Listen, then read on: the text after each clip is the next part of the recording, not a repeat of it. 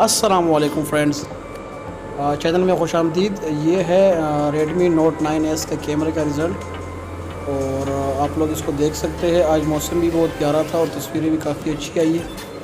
Camera result इसका बहुत बेहतरीन है। मैंने तकरीबन 48 मेगापिक्सल और ये ब्लर की इसकी पिक्चर है और मैंने स्लो मोशन की भी वीडियो इसमें डाली, आप वो भी चेक कर सकते हैं। बाकी स्लो मोशन की वीडियो आने वाली है, आप उसको एंजॉय करें और मेरे चैनल को लाइक और सब्सक्राइब कीजिएगा। मोबाइल बहुत बेहतरीन है इस रेंज में, तो अगर आप बाय करना चाहें तो आपके लिए एक अच्छी चॉइस है। Thank you.